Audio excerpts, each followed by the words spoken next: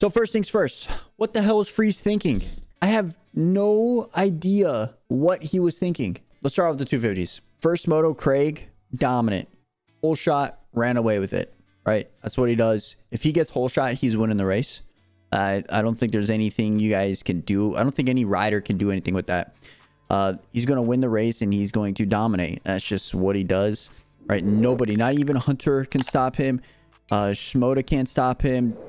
The only person that's ever going to stop Christian Craig is if Friese comes out of fucking nowhere and just goes straight instead of actually turning into the inside line. Like, let's watch this. You guys can see it. Let's watch this. Please tell me how in the world Friese was not supposed to go to the inside right here. He just goes straight. He just goes straight. What is he thinking? He pushed Craig into another stratosphere. Literally another stratosphere. He has the inside line all to himself, and he just was like, nah, fuck this. I see Craig, I'm going for him. You just can't do that. Friese has the inside line. That honestly ruined Craig's second moto. Not even ruined. He came from dead last, and he pushed all the way back up to fourth. He got a little retaliation right here. Nothing too crazy, but he did get a little retaliation.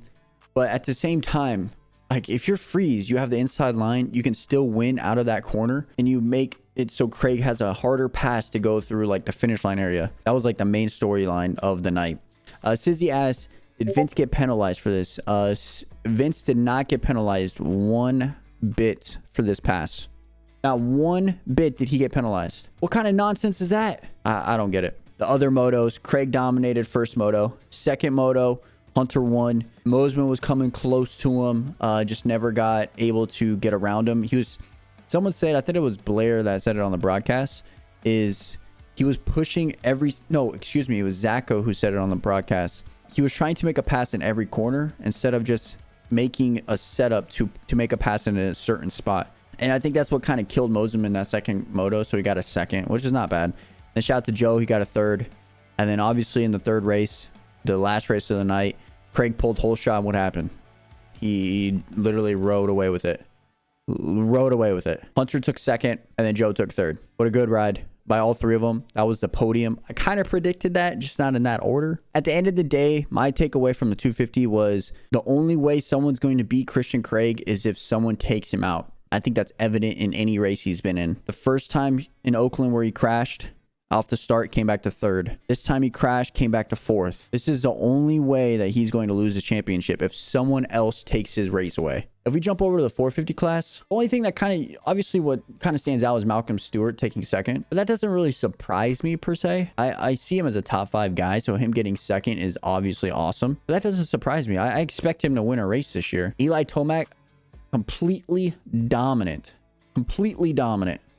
I did not expect that 1 ounce. I did not expect that. Chase Sexton, 11-3-1. He just got better over the last 2 races. The 11th, he crashed twice, which is uncharacteristic for him. He still came back for a solid third place. So gotta give it up for Chase for coming back after going down twice, having that mentality of like, oh my god, I suck, but then just coming back and ripping the last 2 motos. So that was awesome to see. Anderson, kind of the same thing. He had a second, 12th second. That 12th is just him getting cross jumped off the triple section and him going off the track, getting stuck on a tough block, which sucks, obviously, but he came back, finished 4th, solid place. Kenny, did not expect that ride. He was just averagely consistent.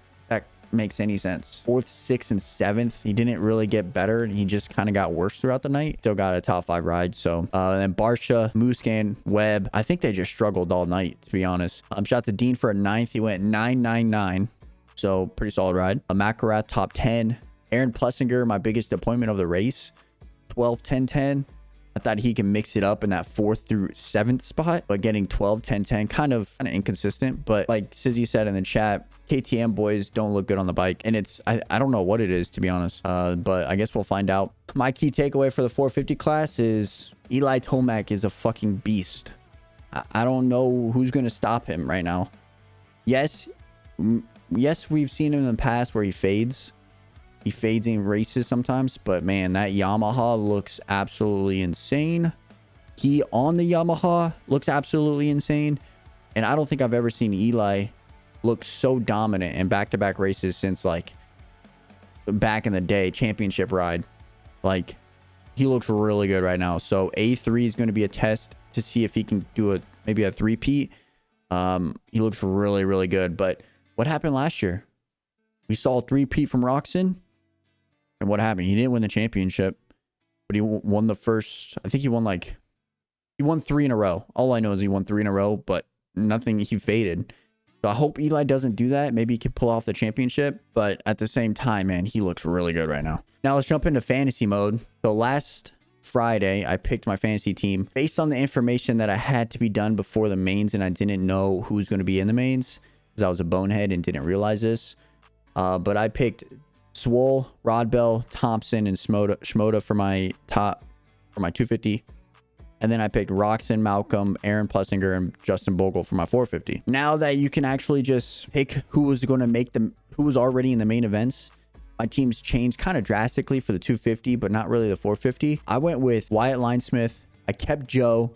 And then I went with Garen and Jerry Robin. These guys basically kind of almost got max points. Jerry got max points for me. Garen did awesome. And then Wyatt got awesome. Both of these guys were 16 handicap, so they automatically got me double points. Jerry was also a 14 handicap, also got me double points.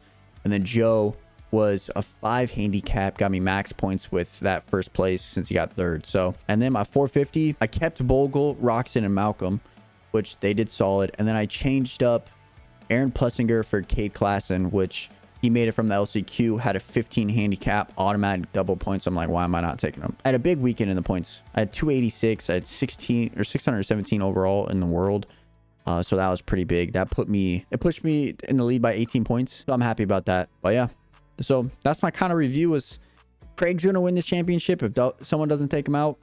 And Tomac looks absolutely insane right now. Put a comment down below what you guys thought of the race, what you guys thought on the Friese pass or the attempted pass. I want to read them, and maybe I'll put them in my review video when I do it on Friday. So I hope you guys enjoyed the video. If you guys did, make sure you guys hit that like button, hit that subscribe button. And until next time, guys, much love.